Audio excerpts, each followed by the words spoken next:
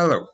In this program, we talk about homes of ice, uh, emphasizing the architectural part of these houses, but without leaving aside their cultural part, which will also be mentioned.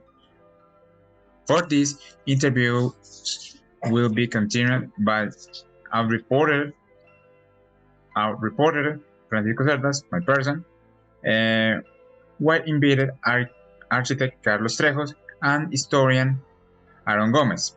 Mention will be made of other people interviewed for the realization of this program by researcher Emily Chaves. And finally, a summary of the most important part discussed will be made. Starting the interview about on the ice, the first question is for the historian Aaron Gomez. Mr. Gomez, do you hear me? Yes, I can hear you perfectly. Excellent. Mr. Gomez, what can you tell us about the Eskimo culture?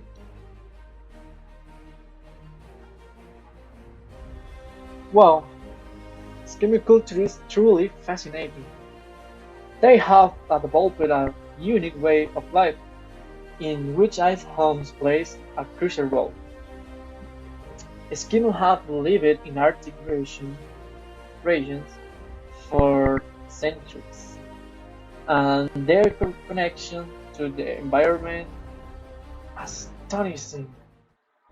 They have built their house known as igloos using blocks of ice and snow, which allowed them to stay warm in such cold environment. Okay, but certainty. Sorry.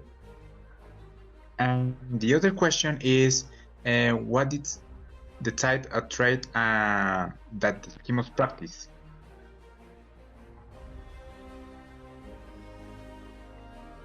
The Eskimos primarily engage in subsistence hunting and fishing, focusing on their own survival needs.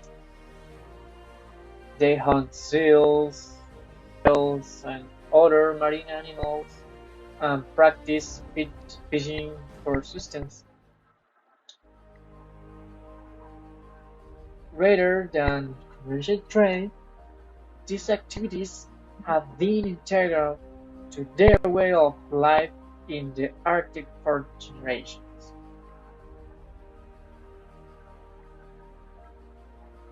Okay, thank you, Mr. Gomez, for your explanation and the many curious facts about this culture.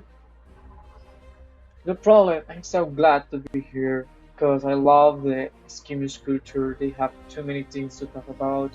It's a really fascinating topic.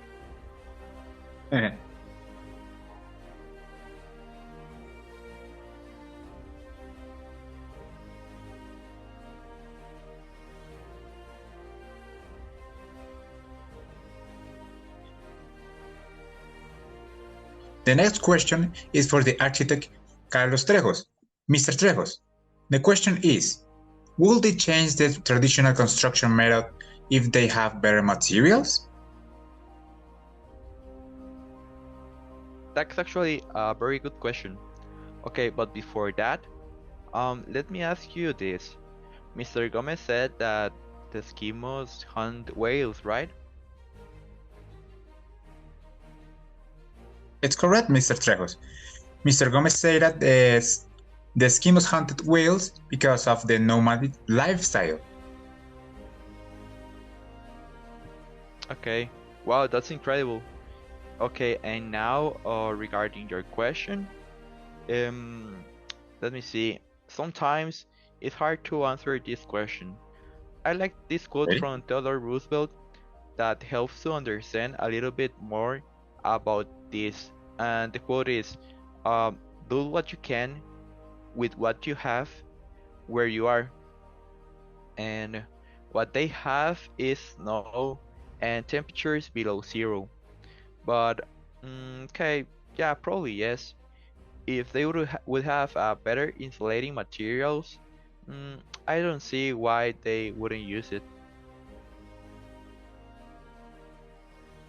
Okay, thank you so much. And the other question is, how resistant are these houses to adverse conditions? Okay, in fact, the glues are very resistant. They are made of compact snow. With this and the form of this dome makes the glue quite resistant to most of the conditions of the zone, such as the strong winds and some other problems they face every day. And with the structure of the glue, they can solve them pretty well. Wow, incredible! I will, I would like live in this house. Yeah, Okay, could be cool. yeah. Okay, thank you, Mr. Trejos, for fully answering your questions. A pleasure. It is always nice to talk with you. My pleasure, mine, Mr. Trejos. See ya. See you.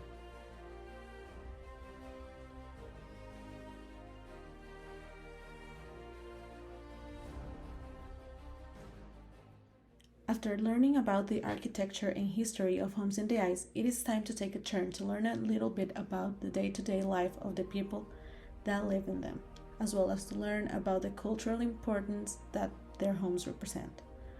For discretion, the information collected from the interviews performed will be presented to the documentary as quotes and paraphrases. Pita Irnik is a 72-year-old elder Inuit who's a prominent spokesperson and the second commissioner of Nunavut located in Canada. He was kind enough to let us into his home to talk a little bit about his way of living. Irnik was born and raised by his parents along with his siblings on an igloo until he was about 12 years old, when he was taken by force by the Catholic Church and Canadian government to go to residential school. Although he expresses this as a very sad event for him, he mostly speaks about his return and happiness that being a part of the community brought him, as he explains. I lived with my parents and my sister and my brother-in-law hunting and fishing and surviving from the land. We would clothe ourselves with caribou skin and sealskin, which were sewn by my mother and my sister. Ernick talks about how the Inuit are a hunting society, but explains the deeper meaning behind this activity. It is not just about killing or taking, it is about the importance of respectfully using as well as returning. We are born from the earth, and to the earth we shall return to complete our cycle. But during our years walking on earth, we learn to feed and to build from scratch, to build families, to build homes, and to build ourselves from what the earth has built for us during hundreds of years. Okay, to finish this program, I would like you mention the most important parts of what was discussed previously, starting with Mr. Gomez, passing to Ms. Trejos, and ending with Ms. Chaves. Please continue. I would like to emphasize that the structure of the glue had an evolution of many years, and where the priority of this was that it most retained the heat and this must be insulated from the strong winds as best as possible. And this was achieved by creating this small structure. This is very important. The glue must be small so the body heat is concentrated in a smaller area. The second thing is that the glue are made of compact snow in order to be able to cut the snow blocks, and these blocks function as the wall of the glue. And finally, the dome shape. It is this way because with this shape the structure doesn't need any support holding the weight on the blocks on the bottom. Thank you.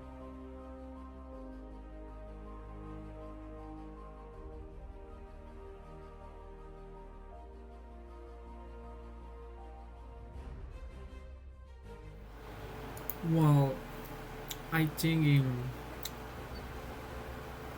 this the most important thing in this topic of Eskimo cultures is not the igloos, is how they take a responsibility about what they consume. Um, this act we have, I think we have to emulate on a global scale, because today we have a very problem with the consumerism around the world.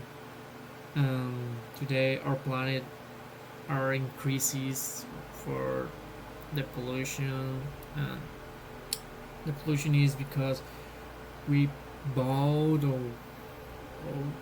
eat too much things what is no good for the environment, we can say, and we don't have really good habits. So I think we have to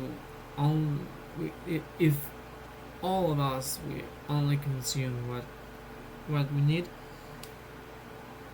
the planet gonna be more clean, we can say, and I think that is the most important point.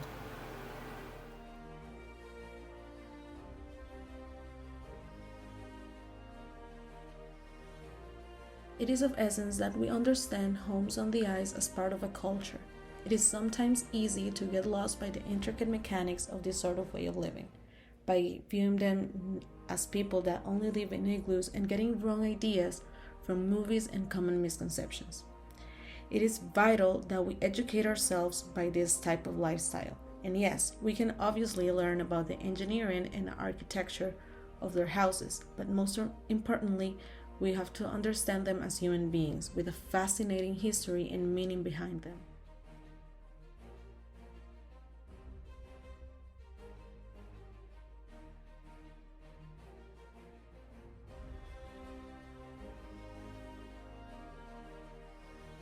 Well, unfortunately, we don't have more time, but I appreciate your presence today, and we hope to have you for future programs. See you next week.